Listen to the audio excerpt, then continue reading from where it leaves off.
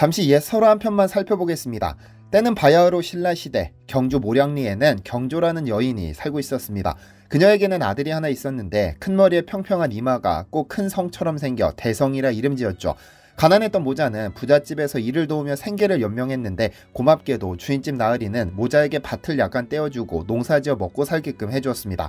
그러던 어느 날 경주성한 흑륜사에서 육륜회란 모임을 하기 위해 점계라는 스님은 하나를 시주하면 만배로 돌아올 것입니다 라는 덕담을 해주며 시주를 받으러 다녔고, 대성이 우연히 이 덕담을 듣게 되는데요.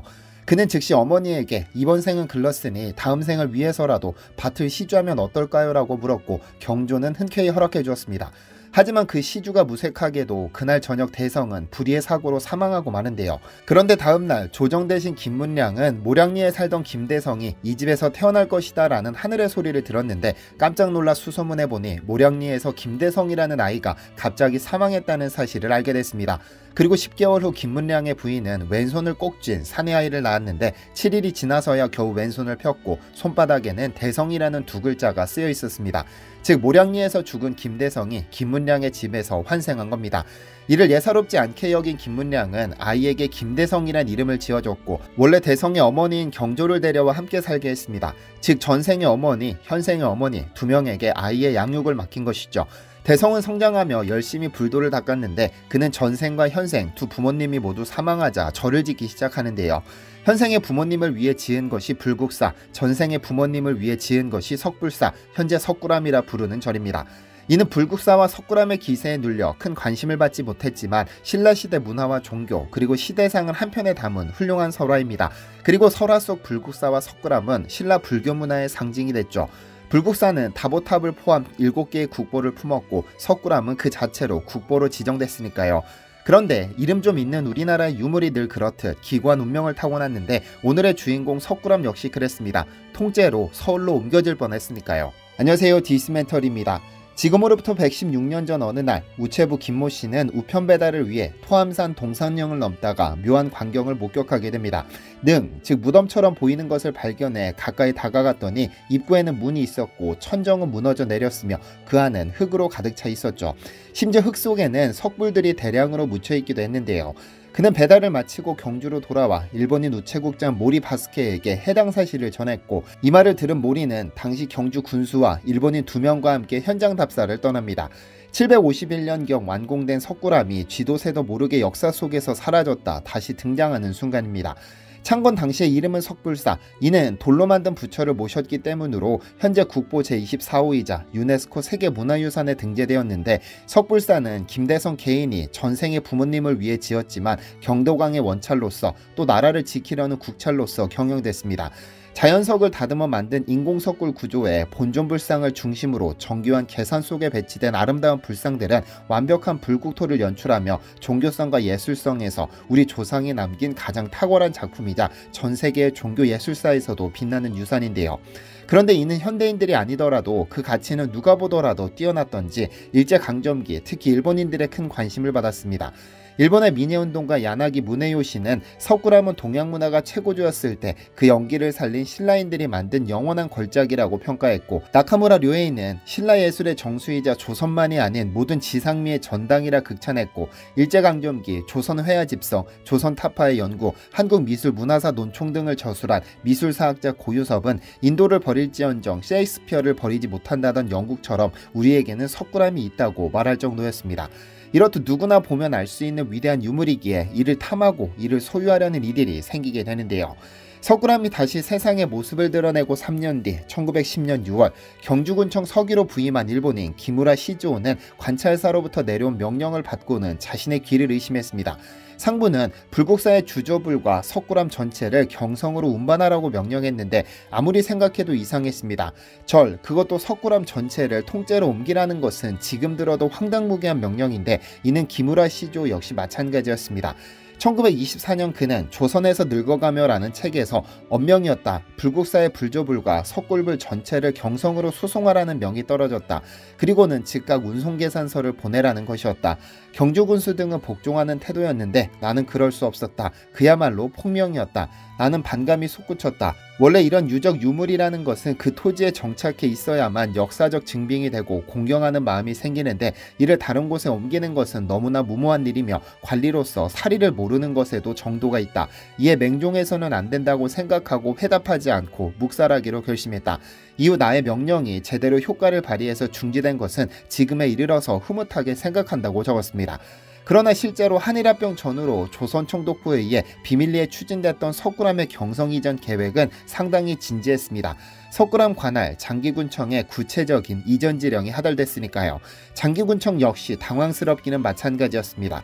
왜냐하면 석굴암을 해체해 운반하려면 표고 561m 산꼭대기에서 간포항까지 16km에 이르는 대형 도로공사가 필요했으니까요. 그것이 가능하다고 해도 무순제주로 높이 3.4m에 이르는 거대한 석상과 부재들을 산길을 통해 완벽하게 운반하라는 것인지 도저히 이해할 수 없어 견적조차 내지 못한 채 쩔쩔맸죠. 이런 어이없는 명령을 내린 이는 한일합병 직전 조선의 제2대 통감 소네 아라스케였습니다. 그리고 그 뒤에는 악명 높은 데라우치 마사타케 초대 조선 총독이 있었죠. 왜 일본이 아니라 경성이었을까요? 여기엔 시커먼 속내가 있습니다. 아라키준 경북대 인문학수원연구원이 2020년 1월 문화재에 발표한 일제강점기 경주 남산 삼능계 약사열애자상 반출 경위에 대한 고찰에 의하면 석굴암 경성 이전 계획은 식민 이데올로기인 일선동조론과 조선 정체성론을 바탕으로 조선 왕조의 상징인 경복궁을 해체하고 그 한복판에 과거의 영광을 상징하는 석굴암을 안치시킴으로써 일본 제국에 의해 무너진 유교 중심의 조선 왕조를 부정하고 동시에 조선이 일본과 뿌리를 같이 했던 고대로 회귀해 과거의 영광을 되찾았다는, 즉 새로운 시대가 열린 것을 시각적으로 선언하려는 기획이었습니다. 그러나 그 구상이 무산되자 석굴암 본존불 대신에 경성으로 반출된 것이 다름 아닌 삼능계 약사열의 자상이었죠. 물론 실행되지는 않았으나 석굴암이 이전된다는 소식을 접한 경주 주민들의 반대는 대단했습니다. 1912년 10월 30일자 매일신보는 경주에 있는 신라고도의 다보탑과 석굴암의 불적 등을 총독부에서 경성으로 이관한다는 유설이 전해져 경주지방의 조선인 등은 크게 떠들고 있다고 한다고 보도하기도 했죠. 결국 석굴암에 손상을 입히지 않고 경성으로 이전한다는 계획은 기술적, 재정적 어려움과 경주 주민들의 반대 여론까지 겹쳐 다행히 무산됐습니다. 이렇게 마무리되었으면 좋았으련만 당시 일제의 심보는 그리 쉽게 꺾일 만한 것이 아니었습니다. 석굴암 본존불인 석가열의 자상 바로 뒤에는 11면 관음보살상이 있습니다. 동양에 있는 관음보살상 가운데 가장 아름다운 보살상이죠. 이 상만을 가지고도 불교 예술을 설명할 수 있다는 말이 있을 만큼 이름 모를 신라석공이 온 혼을 기울여 만든 정교하면서도 멋진 보살상인데요. 원래 이 11면 관음보살상 앞에는 아름다운 5층 대리석 소탑이 있었습니다. 일제시대 경주박물관장을 지낸 모로가 데루오가 쓴 경주의 신라시대 유적에 대하여라는 글에는 이와 관련해 이런 대목이 나옵니다. 석굴암 11면 관음상 앞에 아름다운 대리석 소탑이 있었는데 메이지 41년에 매우 고귀한 모 고관이 순시한 후 행방을 감춘 것은 지금 생각해도 애석하기 그지없다라고 말이죠. 여기에서 모로가가 말한 모 고관은 소네 아라스케 통감을 말합니다. 일본 민해운동가 야나기 무네요시도 1919년 석불사의 조각에 대하여라는 글에서 목격자의 수레를 빌면 11면 관음 앞에 작고 우수한 5층 석탑 하나가 안치돼 있었다고 한다. 그것을 소네 통감이 가져갔다고 말하고 있으나 정말인지는 알 수 없다며 소네를 유력한 절도용의자로 꼽았습니다. 1967년 한국에서 발간된 석굴암 수리공사 보고서에도 대리석 5층 탑을 일본으로 가져간 것은 소네통감이라고 쓰여 있으나 아직도 5층 소탑은 행방이 묘연한 상태입니다. 역사학자 이용직은 이를 두고 불국사와 석굴암의 보물마저 송두리째 일본으로 옮겨가려고 했을 것이라 말하기도 했는데 그도 그럴 것이 1906년 일본의 국내 대신인 다나카 미스아키는 높이가 13m가 넘는 거대한 경천사 10층 석탑을 해체해 인천에서 배에 실어 반출한 기록도 있으니까요. 당시 일제에게 절대 불가능한 일은 아니었을 겁니다. 석굴암에서 사라진 것은 5층 소탑뿐만은 아닙니다. 석굴암 내에 안치된 작은 불상 2점과 불국사 다보탑 사자 3구 등도 감쪽같이 사라졌죠. 1910년부터 경주군 주임석이었던 기무라 시조오는 조선에서 늙으며라는 책에서 다음과 같이 회고합니다. 내 마지막 소원이 있다. 도화들에 의해 환금되어 일본으로 반출된 석굴암 불상 2구와 다보탑 사자 3구 그리고 석조사리탑 등 기중물이 반환되어 보존상의 완전을 얻는 것이다 라고 말이죠. 같은 일본인조차 일제시대 일본인들의 행태를 용납할 수 없었던 것이며 우리 유물이 본래 자리로 돌아오기를 바랐던 겁니다. 지금도 일본 어딘가에서 우리의 유물이 잠들어 있다는 사실을 생각하면 가슴 한켠이 쓰라리기만 합니다. 시대가 흐르고 흘러 한류가 전 세계 만방에 퍼지면서 우리의 역사, 전통, 문화 역시 함께 주목받고 있습니다. 문화유산 역시 하나의 산업이라는 말까지 나올 정도로 그 가치가 더욱 높아지고 있죠. 이제는 과거가 아니라 미래를 위해 우리가 빼앗기고 잃어버린 유산을 되찾는 것, 그리고 지금 가지고 있는 유산을 보호하고 더욱 빛나게 보존하는 것도 참 중요하다는 생각이 듭니다. 언젠가 모든 유물이 원래 있던 자리로 돌아오길 바라며 영상을 마치겠습니다. 시청해주셔서 감사합니다. 디시멘터리에서는 여러분의 제보를 기다립니다. 제 채널에서 다뤘으면 좋겠는 뉴스 또는 널리 알려졌으면 하는 영상은 디시멘터리 네이버.com으로 보내주시면 소중히 제작하겠습니다. 시청해주셔서 감사합니다.